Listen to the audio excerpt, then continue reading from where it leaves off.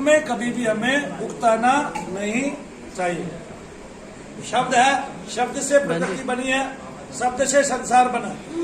क्या बना है? संसार। संसार। और मूल में प्रकृति के शब्द ही है। प्रकृति भी शब्द को सुन के ही सुनने को धारण करती है, और प्रकृति भी शब्द को सुन के ही प्रकृति के अंदर जितनी मलिनता है वो दूर होती है। इसी तरह हमारे पंच तत्वों की जो प्रकृति है उसके अंदर भी जो बाह्य वायु है या कुपित वायु है या मलिनता है, वो भी मूल रूप से शब्द को सुने बिना क्या नहीं हो सकती? परिशुद्ध नहीं हो सकती, विशुद्ध मात्रा में नहीं आ सकती।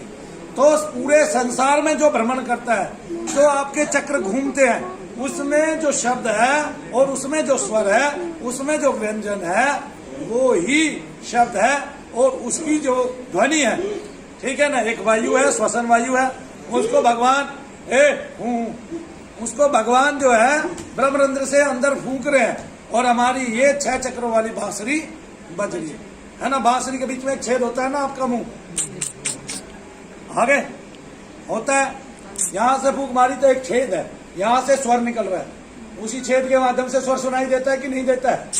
ज्यादातर उसी के माध्यम से आता है, कुछ नीचे ऊपर से भी आता है। आगे समझ में? तो मूल जो सार शब्द है, भगवान उस शब्द को सुरीला बना रहे हैं, उसकी बांसुरी ये शरीर है, और इस शरीर में वो फूंक मार रहे हैं, वो आपकी प्राण वायु है, और उस प्राण वायु का भी आधार आपके नाभि मंडल में छिपा हुआ है। वहाँ क्या है? वहाँ शब्द है, पंच तत्वों को शुद्ध करता हुआ वो शब्द ऊपर की तरफ उठता है और आपको सुनाई देता है। जिस दिन से आप चक्रों द्वारा उत्पन्न उस शब्द को सुनने लगते हैं, आप चक्रों द्वारा कह ले या मूल में वही शब्द था, शब्द है, और शब्द ही ब्रह्म कहलाता है ना। राधा स्वामी मास्टर जी अभी बता रहे थे कि राधा स्वामी का मैंने बहुत लंबे समय तक अध्ययन किया, वहां गया, ग्रहण किया उनको, लेकिन मैं कहता हूं कि यहाँ तो मास्टर जी ने क्या देखा कि मनु भैया आ रहे हैं। सरदार जी एक मिनट बात मत करो, कि मनु भैया आ रहे हैं, मनु भैया जाप कर रहे हैं, और उनके जप का ये प्रभाव पड़ रहा है कि अगले आदमी की किसी की आंखें ठीक हो रही है, किसी का उस शब्द से कुछ ठीक हो रहा है, किसी का कुछ ठीक हो रहा है। अब मास्टर जी ने चमत्कार देख लिया, चमत्कार को नमस्कार कर दिया, उनका मन यहाँ लग गया, ठीक है ना। बात मन लगने की हुई, लेकिन ऐसा नहीं था कि वो धारा, वो भूमि थोड़ी कठोर तो थी। थोड़ी कठोर क्यों? क्योंकि उसमें वो रस नहीं रहा। वो रस क्यों नहीं रहा? अब देखिए, राधा स्वामी, जो जिन महात्मा का नाम राधा स्वामी है कि ये हमारा राधा स्वामी है, और इससे मिलने नीचे से कौन आती है? राधा आती है, और वो स्वामी से मिलन करती है। लेकिन जो मूल में संत हुए हैं उन्होंने सब कुछ पा लिया था, उनका अनुभव था। अब जो बनाए हुए संत हैं, ये जरूरी नहीं उन्होंने सब कुछ पा लिया और उनका अनुभव हो, तो वो सुनी सुनाई बात को बता रहे हैं। हो सकता है कोई मार्ग का पथिकी हो, तो जो सुनी सुनाई बात को बता रहा है, उस सुनी सुनाई बात का आप पे कोई प्रभाव नहीं पड़ रहा है। तो मास्टर जी के जीवन पे भी कोई प्रभाव नहीं पड़ा। अब उन्होंने कह दिया कि राधा स्वामी पथ तो खराब है, ऐसा नहीं है।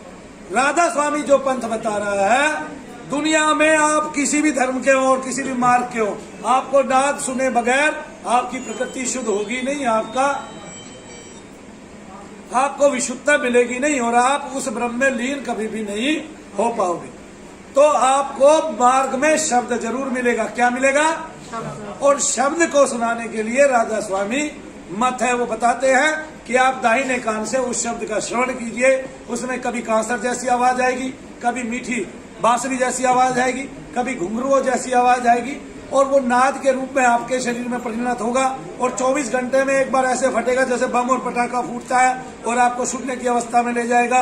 उसको निरंतर सुनने से और मंत्र जाप करने से, इसलिए वो कहते हैं अपने मंत्र को गुप्त रखिए और गुप्त रह के ही साधना कीजिए। लेकिन वहाँ साधना तो कोई कर नहीं रहे हैं, जुड़ तो सारी दुनिया गई, सारी दुनिया जुड़ गई, लेकिन साधना बहुत कम लोग कर रहे हैं, और जो कर रहे हैं वो इतने नीरस भाव से कर रहे हैं कि जैसे हमें पहले ही घुटने तोड़ देते हैं, जैसे हमें यहाँ से कुछ नहीं मिल रहा। मास्टर जी ने पहले ही घुटने तोड़ दिए।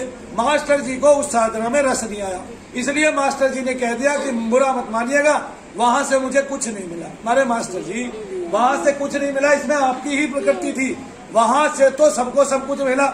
जब मनु भैया को इतनी दूर बैठे हुए सब कुछ मिल गया वहां से, तो आपको क्यों नहीं मिला? आपने देखा मैंने कभी किसी पथ की बुराई की हो? क्यों नहीं किसी मत और पद की बुराई की जा सकती? क्योंकि सब ईश्वर के मार्ग के हैं और सब वहीं पर लेकर जाते हैं। कोई आधा अधूरा जरूर हो सकता है, लेकिन कोई भी बुरा नहीं है, क्योंकि सब ईश्वर की ओर उन्मुख होते हैं और वहां से उसका रास्ता तय होता है। तो अब आपको उसमें रुचि रोचकता नजर नहीं आई तो आपने उसको बुरा कह दिया। ऐसा नहीं है मास्टर जी, हम उसको बुरा कैसे कह दें? तो मिलेगा ही मिलेगा आपको मार्ग में। तो मार्ग में क्या मिलेगा? राधा स्वामी पद का जो शब्द है, सार शब्द है, वो मार्ग में आपको सुनने को मिलेगा ही मिलेगा। लेकिन उनका था ऐसा भी नहीं है, पहले से ही नाद सबके शरीर में मौजूद है। उस नाद की प्रकृति में लीन होने से आपका प्राणवायु, आपका मन दोनों सूक्ष्म हो जाएंगे और अति सूक्ष्म होते होते होते होते एक दिन वो जड़ भावापन खो देंगे और इससे और ईश्वर के अंतर ध्यान में लीन हो जाएंगे और वहां पहुंच जाएंगे जहां पर आपकी समाधि आती है। तो सविकल्प, निर्विकल्प, सारी समाधियां वहां आ जाएंगी। निर्विचार, वहां सब समाधियां आपको ज्ञान भूमि में मिल जाएगी। एक के बाद एक, एक के बाद एक भोगते हुए आप और उनके अंदर लीन रहते हुए आप उस परम पद को पालेंगे। अंत में शब्द भी खत्म हो जाएगा वहां जाने के बाद। आ गए ना समझ में? तो क्या करना पड़ेगा?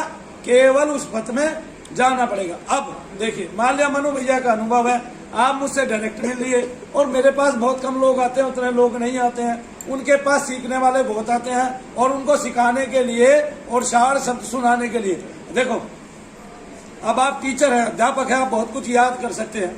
एक आदमी ऐसा भी हो सकता है कि उसको अनुभव तो हो लेकिन वो याद करने योग्य ना हो और समझाने योग्य ना हो, तो आप उसको तो बैठाएंगे नहीं। अब वहां बना हुआ एक आसन, वहां पे एक महात्मा आता है, वो लोगों से मिलेगा नहीं, आएगा, शब्द सुनाएगा और शब्द के बारे में बताएगा। हो सकता है उसकी रटी रटाई बातें होते जैसी, और अगर उसका अनुभव हुआ तो सामने बैठे हुए लोगों पर उसकी प्रवृत्ति आएगी आएगी, उसकी प्रकृति छाप छोड़ेगी ही छोड़ेगी। और अगर उसका अनुभव नहीं हुआ तो वो छाप नहीं छोड़ेगी। अब आप पे किसी की छाप पड़ी या नहीं पड़ी? आप पे मनु भैया की छाप पड़ गई। भाई मनु भैया ने तो कदम चल के देखा है, ठीक है। मेरा देवता बेशक छोटा है लेकिन मनु भैया ने जो पाया है, मैं ये बता देता हूँ कि नचिकेता को आत्मज्ञान यमराज देते हैं और यमराज शनिदेव के छोटे भाई है, ना कि बड़े भाई। तो इस तरह से मैं आपको बता देता हूँ, अगर आप नाद भूमि में विचरण कर रहे हैं तो लगातार निरंतर करते रहिए, ये बिना सोचे समझे कि मुझको मजा आ रहा है कि नहीं आ रहा है। सबसे बड़ी बात, मजा उसको नहीं आता है जिसको ईश्वर से प्रेम नहीं होता है, जिसको अपने आप को पाना नहीं होता है। फिर उसको जिसमें मजा आता है वो बैठ के कहीं किसी उसमें बियर बार में बियर पिए, आगे ना, हाँ, और टंगड़ी कबाब खाए, मजा ही लेना है तो ठीक है, और उसी के नशे में झूलता रहे। वो नाद भूमि में विचरण ना करे। जो ईश्वर को पाना चाहता है वो ईश्वर की ओर लौटे, तो इतने अच्छे संकल्प के साथ लौटे कि मैंने पाना ही पाना है। जैसे महर्षि अरविंद ने किया, ऐसे करना है जैसे किसने किया? महर्षि अरविंद ने। और भी तो बहुत सारे संत है, कोई और दूसरे संत का नाम नहीं बता पाएगा क्या? प्रहलाद ने किया। चलो प्रहलाद दूसरे उसकी बात मान लेते हैं हम कि दूसरे युग की बात है ना, लेकिन इस युग के संत बताओ। मनु भैया तो संतों में नहीं आएंगे कभी, अपनी गिनती में कभी मनु भैया संतों में कभी नहीं आएंगे ना। मैं अपनी गिनती कराना चाहता हूँ संतों में। मैं तो भक्त हूँ भाई। कबीर दास है, रैदास है, वो चले हैं। रामकृष्ण परमहंस है, विवेकानंद जी हैं, आगे समझ में। नाग महाशय हैं, कंबल वाले बाबा भी हैं, कंबल वाले बाबा हैं। वो चले, बचपन से ही चले और बचपन से ही हनुमान जी को पूजा, और बड़े होते होते और बुढ़ापे तक पहुंचते पहुंचते कितने सिद्ध हुए ये सारी दुनिया जानती है।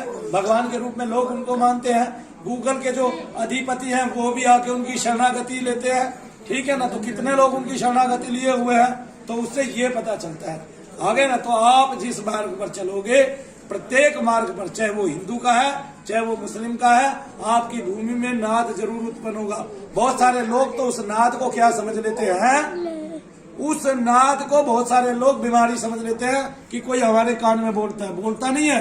वो नीचे से ही आपकी धुरी से ही आवाज आती है, आपके नाभि मंडल से ही आवाज आती है, मूलाधार से ही आवाज चालू होती है और ऊपर के चक्रों की मिलते मिलते जिसके सारे चक्र खुल जाते हैं वो तीव्रता धारण कर लेती है और वो इतनी तीव्रता और इतना सुरीलापन धारण कर लेती है कि आपका मन उसमें रमने लगता है। गणेश जी महाराज का जब पहली बार हवन यजन करते हैं और उसके भजन से हम प्रारंभ करते हैं तो गणेश जी महाराज जो माँ की गोदी में बैठे हुए हैं वो उठ खड़े होते हैं। वहां से आपके काम का, क्रोध का, लोभ का, मोह का और अहंकार का नाश होने लगता है। उससे आप ईश्वर की ओर प्रवृत्त होने लगते हैं और उस ईश्वर भक्ति में लीन होने लगते हैं। वहां आपको एक अलग आनंद आने लगता है, ईश्वर आपको छेड़ने लगता है, उसकी तरंगे आपको छूने लगती है। इस तरह से आप उसमें समाहित होने लगते हैं, है ना। लेकिन बहुत सारे लोगों को, जैसे मैं बताना चाहूंगा, मास्टर जी की जो प्रवृत्ति है वो गायन की प्रवृत्ति है। वो सूखी और नीरव धरती पर कभी भी जो है गमन नहीं कर सकते। क्यों नहीं गमन कर सकते? मास्टर जी को दिखाओ, क्यों नहीं गमन कर सकते? वो गायन में रस लेते हैं और जो गायन में रस लेता है वो ध्यान की मुद्राओं में कभी भी नहीं खो सकता है। मैं तुम्हें आज बता दूं क्यों? क्योंकि उसका रस ही उस ओर उन्मुख होता है। वो गा के अपने मन को शांत करेगा। किसको? क्योंकि मन में बहुत सारे विचार उद्वेलित होते रहते हैं, वो मन को शांत करेगा। लेकिन जिसकी सूखी भूमि है, जो विचारों से बहुत ही गहन और गंभीर है और जिसने गंभीरिया धारण कर लिया है, वो ईश्वर की उस प्रकृति को खोजेगा, उस ध्यान में निमग्न होगा और नाद को पूर्ण रूप से सुनेगा। तो सब नाद को सुन पाएंगे।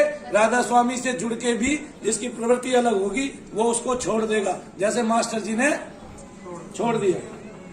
अब वो लड़का बता रहा था, कौन बता रहा था? जो राधा स्वामी पथ में है, वो बता रहा था, हाँ मम्मी पापा है। तो वो अच्छी जगह है भाई, बुरी जगह नहीं है। और उसमें आने से ये शुक्र करो कि आपके घर में उतने भूत प्रेत नहीं भरे। आपके घर में पहले गद्दी लगती थी। अगर उन्होंने छोड़ के राधा स्वामी पथ ग्रहण कर लिया तो इसका मतलब ये नहीं हुआ कि उन्होंने पापाचार कर लिया या अनाचार कर लिया या कुछ गलत कर लिया। ऐसा मत सोचिए। हाँ, जब दादी माँ राधा स्वामी करती थी तो राधा स्वामी वाले ये नहीं सिखाते आपको, उलझुल बातें नहीं सिखाते।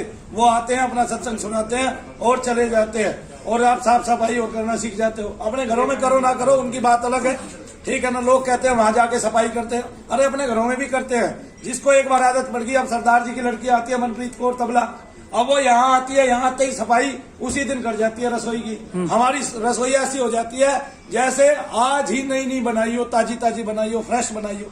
फिर भैया एक तो नाद, जैसे कोई बंदा खड़ा हुआ है एकदम पटाखा सा फूटता है, एकदम स्थिर हो जाता है, वो ना इधर की आवाज सुनाई देती है ना उधर की। और एक जो एकांत कमरे में बैठता है, जो इस वाले कान से हल्की हल्की बजती है समाधि, जिसका वर्णन करते हैं हमारे राम सुखदास। हाँ जी। और हरियानंद जी महाराज और भी बहुत सारे महाराज हैं, वो करते हैं उसका।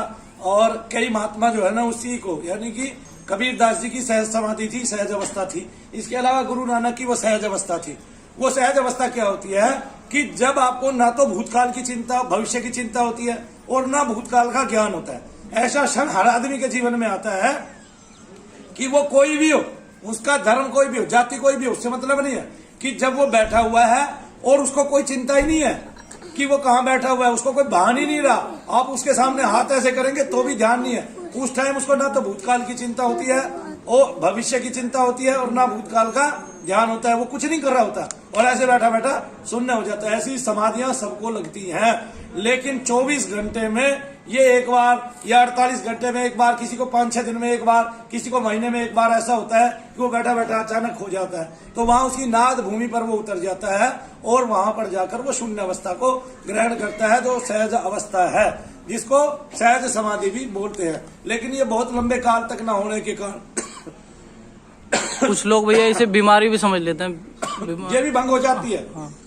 जब कोई आता है यूं करता है, कहाँ है, तो आदमी जाग जाता है। तो ये भी जो है भंग होती है, इतनी छोटी सी अवस्था भी।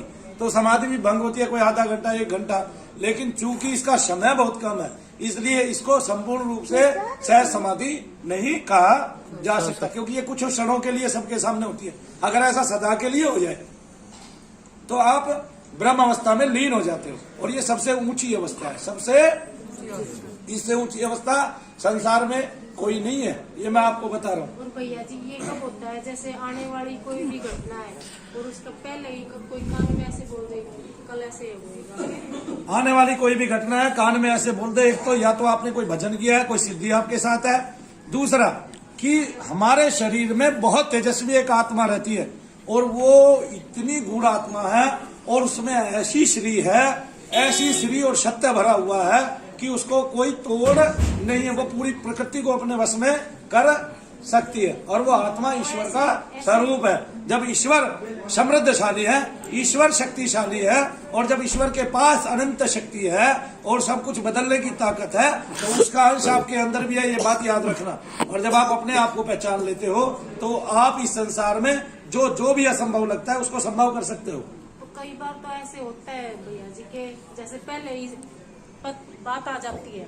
ये छोटी बात है बहन जी जो आप पूछ रहे हो उसके सामने आप विषय को। हाँ जी मास्टर जी। जब तक पूर्ण गुरु नहीं मिलता तब तक आपको आगे का रास्ता, जो एक लेवल होता है गुरु का, वो उस लेवल तक जो है अपने शिष्य को ले जाता है। यदि वो 12th पास है तो वो 12th का ही ज्ञान दे सकता है, PhD किया हुआ है तो वो PhD का ही ज्ञान दे सकता है। तो इसलिए अधूरे और पूर्ण गुरु में क्या भेद है, डिफरेंस है क्या? तो मास्टर जी मुझे शंकराचार्य के गुरु का नाम बताइए जरा। वो तो खैर मुझे नहीं पता, फिर किसी को भी नहीं पता संसार में। हमने तो किताबों ऐसा नहीं है मनु भैया, गुरु का नाम बताइए जरा, किताबों में पढ़ने से सब कुछ मिल जाएगा, ऐसा नहीं है। लेकिन लोग पूर्ण गुरु नहीं होता, पूर्ण शिष्य होता है। कौन होता है? पूर्ण शिष्य। शिष्य होता है पूर्ण गुरु नहीं होता। ठीक है, पूर्ण कौन होता है? शिष्य। अब बताइए, मान लिया जो हमारे एक देवता थे उनके 24 गुरु हुए, कितने हुए? 24 बताते हैं ना, कितने बताते हैं? तो उनमें कौन कौन से गुरु थे? क्या उन्होंने उनको दीक्षा दी, शिक्षा दी? नहीं। आप तो सीखते हैं, संसार से सीखते हैं। आगे ना आपके आत्मा के अंदर भगवान शंकर गुरु रूप में मौजूद है। पूर्ण गुरु तो आपके पास पहले से ही मौजूद है। तो आपने संसार के तो सारे गुरु अपूर्ण या पूर्ण है, जो पंच तत्वों को लेकर पैदा हो रहे हैं, सारे अपूर्ण है। उनमें पूर्णता क्या है? क्या वो खाएंगे नहीं? क्या अपान वायु नहीं निकालेंगे? और क्या उनके माथे से पसीना नहीं आएगा? क्या उनके शरीर में बदबू नहीं आएगी? क्या उनके मुख में लार और वो नहीं बनेगा? तो पूर्ण गुरु का मतलब शरीर से नहीं है जो आप शरीर खोज रहे हैं। पूर्ण गुरु का मतलब तो आपके आत्म तत्व से है और उसमें पहले से भगवान शंकर मौजूद है। पूर्ण गुरु सबको पहले से ही बचपन से ही प्राप्त है। आगे ना, और पूर्ण गुरु की कृपा ये है कि जब माँ के गर्भ में बच्चा होता है तो प्रत्येक औरत की कुंडलिनी शक्ति जागृत होती और गिरती रहती है।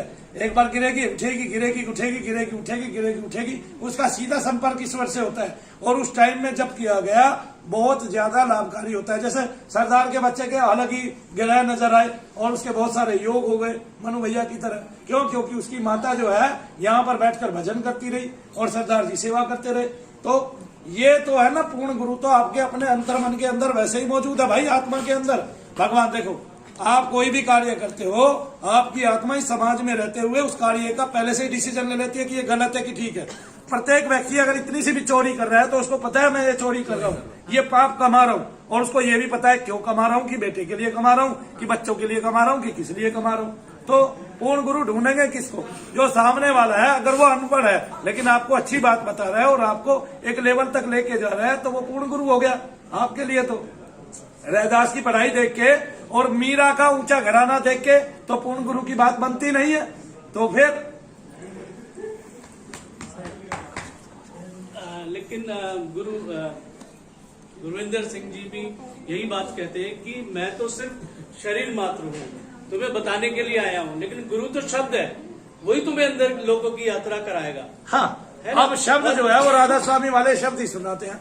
गुरु शब्द है इसलिए वो बता रहे हैं। अंतर के लोगों की यात्रा कैसे होगी? शब्द को सुनते सुनते आप उन सब लोगों को पार कर जाओगे और उस बिंदु तक पहुंच जाओगे जहां पर आपका मूल स्थान है, और वहां जाके अटक जाओगे, उसको तेज को देख के वहीं रह जाओगे, यहाँ आओगे नहीं वापस। फिर वही शब्द से ही पूरी सृष्टि की रचना हुई है। हाँ। और यही न्यू टेस्टामेंट में शब्द था, शब्द है, शब्द ही रहेगा, और सृष्टि पूरी शब्द में ही समा जाएगी। लेकिन कंफ्यूजन ये है कि जो 5 नामों का जो हमें नामदान देते हैं, क्या वो शब्द है, या वो हम आनंद सुनते हैं, क्या वो शब्द है, या वो जो आज्ञा चक्र में प्रकाश है वो शब्द है? ये, और मैं सच बताऊं, मैं इसको खोल के बता देता हूँ। अच्छा, देखो, जो यहाँ पर प्रकाश देखते हैं, प्रकाश के बाद ज्योति आएगी, वो सत्य है। प्रकाश भी सत्य है, ज्योति भी सत्य है। एक उन्होंने दूसरी बात क्या पूछी, जो अनंत है, अनंत है, जो अनंत नाद है वही सत्य है। अनंत नाद को सुनते हुए आप उस परम पुरुष तक पहुंच पाते हो, पुराण पुरुष को छू पाते हो और उस बिंदु मार्ग तक पहुंच पाते हो, वो भी सत्य है। और तीसरी, जो उन्होंने नाम दान में 5 शब्द दिए, वो सत्य किस लिए है कि वो शब्द उस गुरु को प्रतीकात्मकता है जिसने ये शुरुआत की, जिसने किसकी, राधा स्वामी पथ की शुरुआत की, है ना। जैसे मनु भैया जो है वो शब्द तो है, लेकिन जब आप मनु भैया पुकारोगे तो मेरे तत्व को, मेरी आत्मा को आपके पास पहुंचना पड़ेगा पुकार के लिए, आगे ना। और कोई भी पहुंचे, चाहे मेरे नाम का शनिदेव महाराज ही क्यों ना पहुंचे, लेकिन पहुंचना पड़ेगा ही पड़ेगा जब आप उनको याद करोगे। आप जब भी याद करोगे, घर में बैठ के भी ये याद करोगे, कोई प्रेत पकड़ लेता है, मनु भैया बचाओ, मनु भैया बचाओ, और उससे आपको 10 मिनट में राहत मिल जाएगी, लाभ मिल जाएगा, आपका दम घुटता होगा। जो प्रेत घोट रहा है वो नहीं घुटेगा। तो इससे आप लेकिन एक बात सीख पाओगे, क्योंकि है तो ये बहुत छोटी बात, लेकिन इससे भी एक बात सोच पाओगे कि मूल में भी जब हम उस भगवान को मिलना चाहते हैं और जब हम ऐसे पहुंचेंगे तो वहां कोई मनु भैया यानी कि वहां कोई सतगुरु होना चाहिए। वे 5 शब्द जो है वे प्रतीकात्मकता है किसकी, उस सदगुरु की जिसने वो पथ शुरू किया है, जिसने वो पथ बनाया, निर्माण किया है, जिसने उसके सारे कांटे चुक दिए हैं और मार्ग को प्रशस्त करके स्वच्छ बना दिया है। और उस स्वच्छता को, मैं बहुत अच्छे से बात बता रहा हूँ, उस स्वच्छता को आपने ग्रहण कर लिया है। अब मकान बाप ने बनाया था, उसमें बेटा आसानी से रह रहा है, उसको बेटे को तो सीधी रसोई मिली है और बाप को तो पता है कहाँ कहाँ लाइनें बिछी हुई है और कहाँ कहाँ काटे थे और कहाँ कहाँ मैंने खंबे गाड़े हुए हैं और कहाँ कहाँ सफाई की हुई है, बाप को पता है। लेकिन पुत्र ने आके उस मार्ग पे चलना शुरू कर दिया। अब वो मार्ग इजी हो गया। अगर आप पहली बार किसी पहाड़ पे चढ़ते हैं और 100 बार चढ़ते हैं उसी मार्ग से, तो उस पहाड़ का वो मार्ग और भी सरल सुगम होता चला जाएगा, क्योंकि 100 बार चढ़ने में आप उसकी सारे के सारे रोड़े, सारी कंकरियां, सारे कंटक वो सब हटा डालोगे। और वो चूंकि उसने वो मार्ग बहुत बार चढ़ा है, उस गुरु ने उस मार्ग को सरल बना दिया है। तो उस गुरु ने जब 5 शब्द दिए, वे इसलिए दिए कि तुम मेरा नाम लेके ऐसे वहां तक सुगमता से पहुंच जाओगे। वो मेरे नाम की रस्सी टंगी हुई है जिसको पकड़ के आपने सारे से चलना। अब आ गया समझ में? तो वो 5 शब्द उसके प्रतीकात्मकता है जिनका लेना अनिवार्य है ही है। अनिवार्य का मतलब जरूरी है ना, जरूरी। हाँ जरूरी है, कंपलसरी है, ठीक है ना। अगर आप नहीं लेते हैं, देखो आपको रस मिले वहाँ, अगर ऐसा सोच के गए हैं तो भूल जाओ कि राधा स्वामी में मुझे रस मिला है, वहाँ नीरस होगा, ठीक है ना। पहले ये सोच लो वहाँ की भूमि नीरस है, लेकिन जो भूमि नीरस दिखती है, जहाँ पे कोई रस नहीं दिखता है, बाद में वही सबसे ज्यादा रस मिलता है। आपने पथ छोड़ दिया, ये गलत किया। मैं तो नहीं छुड़ाता कभी भी किसी का पथ, ठीक है। होता है वहाँ। अब आपने यहाँ ग्रहण कर लिया, यहाँ आपको बहुत कुछ महसूस होने लगा, बहुत सारी तरंगें महसूस होने लगी, तो इसका मतलब ये नहीं है कि उस पथ को छोड़ दिया जाए। अब आपका पथ और भी सुगम हो गया मनु भैया के आने से, क्योंकि मनु भैया भी आपका उसमें सहारा देंगे ही देंगे। आपकी जब नाद मार्ग खुल जाएगा, और वो खुला खुलाया पहले से ही सबका, आप लोग नाक को बंद करके पानी में मुंह दे लीजिए, जरा सी देर बाद आपको जो आवाज आएगी वो आपकी नाद है, और वो नाद का शब्द आपको अंदर से सुनाई देगा। करके देख लेना। कोई बहुत जोर से थप्पड़ मार दे, जैसे सलमान खान ने उसको मारा था, सन्नाटा जब छा जाए तो वो नाद भूमि ही है, कभी कोई ये समझे।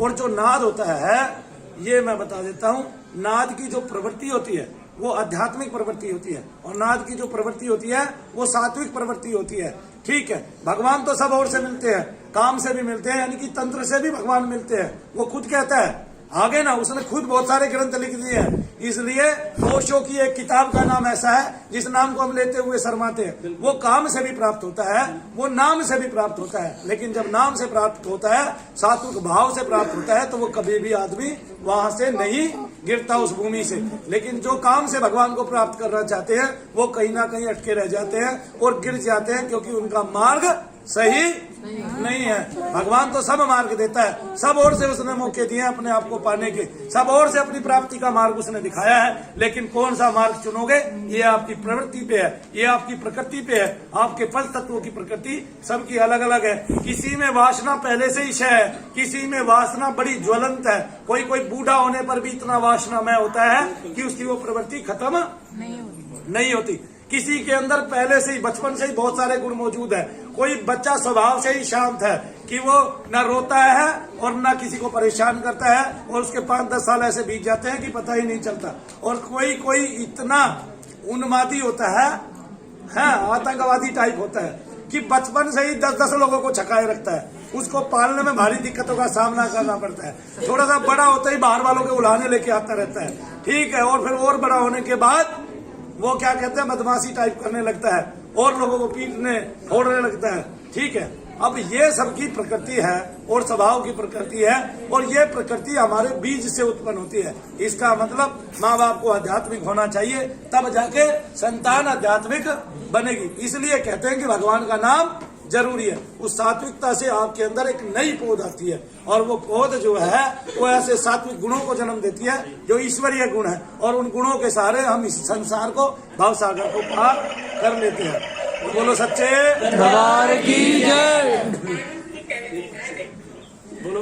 मैं राधा स्वामी मत की आत्मा इस बात के लिए गवाही देती है, लेकिन कुछ बातें हैं जो भटकाने वाली होती हैं। जैसे राधा स्वामी में कोई भी पूजा पाठ नहीं होता, वो बिल्कुल मना करते हैं धूप बत्ती जलाना, ये जलाना, वो जलाना, और श्राद्ध तक मना करते हैं वो कि श्राद्ध भी नहीं करना चाहिए। जो गुरु को मानता है वो सिर्फ गुरु मंत्र से ही नेगेटिव शक्तियों को दूर कर सकता है। मैं सिर्फ इस बात को लेके राधा स्वामी मत के लिए मुझे मेरा माइंड जो है डबल माइंड हुआ, और उसके बाद मैं खोज ही रहा हूँ हमेशा, और भगवान ने मेरी किस तरीके से सुनी है तो वो मैं आपको थोड़ा सा शेयर करूंगा। एक बात अचानक ये भी मैं आपका भ्रम बातें आपके दिमाग में है। पहली बात क्या है बताइए मुझे। श्राद्ध नहीं करते और देवी देवताओं श्राद्ध को नहीं करते और देवी देवताओं को नहीं मानते। जब बार बार श्राद्ध करने के बाद आपके पितर आपको दुखी कर रहे हो, आप परेशान कर रहे हो आपको, तो आपको श्राद्ध करने की फिर आवश्यकता क्या है। एक बात कि उससे कुछ ठीक तो नहीं हुआ। आज आप देखते हो सबको पितरों की समस्या निकल रही है, प्रेतों की समस्या निकल रही है। मैं राधा स्वामी पथ में कभी नहीं जुड़ा हूँ, न मेरा कोई मंतव्य है या मुझे उसी की तारीफ करनी है, ऐसा नहीं है। लेकिन जो तारीफ के योग्य है उसको तारीफ किया जाता है। दूसरा, इन्होंने बताया किसी अगरबत्ती को नहीं मानते। जब आप नाद भूमि पे पहले ही उतर जाते हो, सबसे बड़ी बात, जब बहुत सारी ये पूजा पाठ कर लेते हो तब नाद भूमि उत्पन्न हो जाती है, ठीक है ना। और उसके बाद ही आप नाद सुनते हो तब कोई अगरबत्ती जलाई भी नहीं जाती है, तो उस भूमि में पहले ही अवतरित हो जाते हो पहले दिन से ही, और वो आपको वो वाला जब देते हो तो आपको किसी अगरबत्ती की आवश्यकता नहीं है। पहली बात तो जो राधा स्वामी पद से जुड़े हुए हैं वही ध्यान से सुन ले। तो अब वहां जाकर फिर भी आप धूप बत्ती अगरबत्ती करते हो तो आपसे बड़ा मैं मूर्ख नहीं मानता। अगर आप दोनों टाइम में नाद की साधना कर रहे हो तो उस नाद से ही आपको खुशबू आ जाती है, ईश्वरीय आभास आ जाता है, और ईश्वर के प्रत्येक बिल्कुल आता है।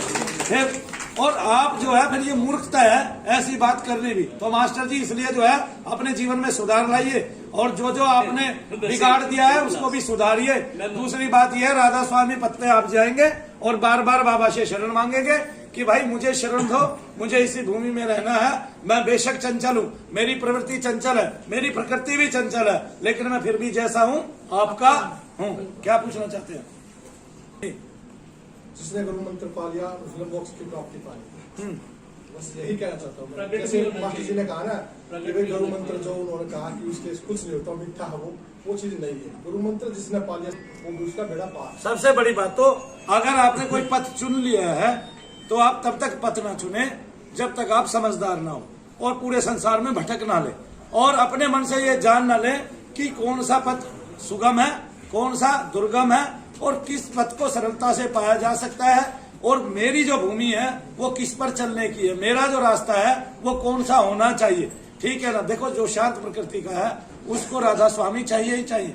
जिसकी प्रकृति ही उग्र है, मैं उसको ये कह रहा हूँ वो तो कीर्तनों में जाए, वो तो हरे राम हरे कृष्ण संग में जाए। जिसने नाच नाच के पाना है पाएगा दोनों तरीके से, और दोनों तरीके से सरल भी है। लेकिन राधा स्वामी पहले ही दिन आपको उस भूमि पर उतार देते हैं जिस भूमि से लोगों का जाके अंत होता है। उन सब के बाद भी मान लिया आपने हरे राम हरे कृष्ण जो कीर्तन है वो 2 घंटे किया, उसके बाद आप शांत होके पड़ गए, आप थक गए, और जैसे ही आप शांत होके पड़े तो आपको वो नाद मिल गया। लेकिन कब मिला?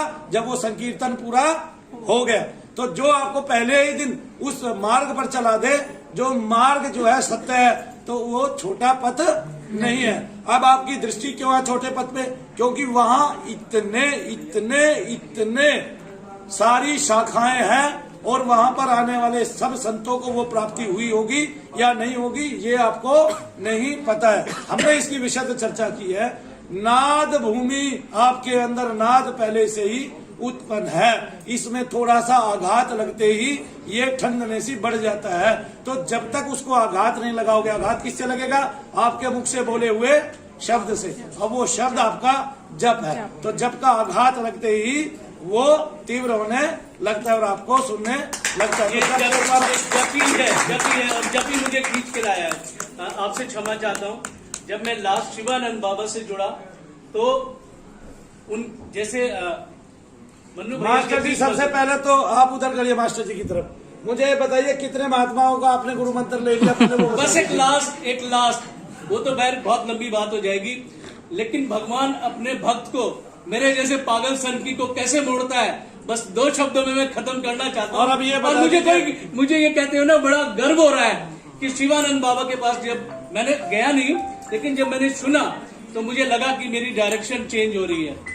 वो सारे देवी देवताओं के मंत्र जाप, बीज मंत्र जाप, जैसे मन्नू भैया प्रत्यक्ष रूप में हम सबको देते हैं और वो प्रज्वलित होता है, वो घटित होता है। वही बात शिवानंद बाबा कहते हैं कि वो गुरु सच्चा है जो तुम्हारी 3 महीने की साधना करके प्रकट कर दे। और वो चीज मुझे मन्नू भैया के यहाँ ओम नमः शिवाय ओम का जाप करके प्रकट हुई है। और वही सुरती, वही दबाव और वही अनग जो मुझे इन गुरुओं के चरणों में नहीं मिला, वो मन्नू भैया के। मुझे कोई इस चीज का गुमान भी नहीं है, लेकिन मैं सबको यही बताना चाहता हूं कि सच में गुरु वही है जो सिर्फ 3 महीने में आपके अंदर उस ज्ञान को प्रकट कर दे। अदरवाइज वो ज्ञान भी अधूरा है, वो शक्ति भी अधूरी है। और मन्नू भैया देवताओं में और भगवान में कोई फर्क नहीं लाते। मास्टर जी जो है बड़ बोले हैं, फिर भी मैं बता देता हूँ। मैं तो क्षमा चाहता हूँ। काम, क्रोध, मद, लोभ, मोह और अहंकार। काम, क्रोध, मद, लोभ, मोह, अहंकार और आपकी बुद्धि और बुद्धि के अंदर भरा हुआ ज्ञान, ये सब आपके पास पहले से ही है। जब आपको वो भूमि मिल जाती है, खाद्य पदार्थ मिल जाता है, तो वो जाग जाता है। जैसे मनु भैया जब जिसको मिलेंगे तो उसके मन में बहुत सारे विचार आएंगे कि विचार आ रहे हैं, वो विचार क्या है? जब मनु भैया किसी को मिल गए तो सामने आते ही उसके विचार चलने लगते हैं। भूत प्रेत कैसे होते हैं, भूत प्रेतों को भैया कैसे मार लेते हैं, मंत्र शक्ति क्या करती है, ये विचार उसके जागृत होने लगते हैं। ऐसे ही किसी महात्मा की शरण में जाने से जो आपके विचार हैं भगवान को पाने के या बुद्धि के जो गंभीर विषय हैं, वे अपने आप आपके अंदर जागृत होने लगते हैं। और आप कुशलता से, आपने कभी दिमाग में नहीं सोचे होंगे, वो क्वेश्चन उनके सामने आके पूछने लगते हैं। जब भूमि में खाद्य पदार्थ आपको नहीं मिला, तो जैसे खाद्य पदार्थ मिलता है उसी प्रकार से ये सारी चीजें जागृत होती हैं। आगे ना समझ में, चाहे वो काम हो, क्रोध हो, लोभ हो। क्रोध के लिए खाद्य पदार्थ क्या है? किसी की गाली। क्या है? गाली। अगर कोई बार बार गाली देगा तो कोई क्रोध करेगा, गाली नहीं देगा और आपका अपमान नहीं करेगा तो आप क्रोध नहीं करोगे, आप प्रेम से बात करोगे। कोई आपसे प्रेम से बात करेगा तो आप उससे प्रेम से बात ही सरदार जी वहां पर बात करोगे। तो ये भूमि है ना, जहाँ जैसा प्रतिफल मिलेगा वहाँ वैसा ही आपका तत्व खुल जाएगा। आपको अगर वहाँ ज्ञान की बातें सुनने को मिलेंगी तो आपकी बुद्धि के ताले अपने आप गांठें खुलती जाएगी और आप उससे उतना ही गंभीर विषय सोचते जाओगे। कोई डॉक्टर की संतान है, अब देखो मान लिया कोई आदमी वैज्ञानिक है, उसका बच्चा अगर उसके पास बैठने लगा तो मैं गारंटी देता हूँ कि वो वैज्ञानिक ही बनेगा, क्योंकि उसको पहले से ही वही पदार्थ सुनने को मिल रहा है, देखने को मिल रहा है और आपकी बुद्धि उतनी गंभीर होके खुल के उसकी ग्रंथियां अपने आप वो ग्रहण विषय कर लेती है। तो आप जब जिस भूमि पर जाते हैं वो भूमि आपको ज्ञान देती है और जिस विषय को आप छेड़ते हैं उस विषय से आपको काम, क्रोध, मद, लोभ, मोह, ये सब शरीर में, बुद्धि भी, ये सब और मन भी, मन की अच्छी बातें भी और मन की बुरी बातें भी, ये सब शरीर में पहले से ही मौजूद है।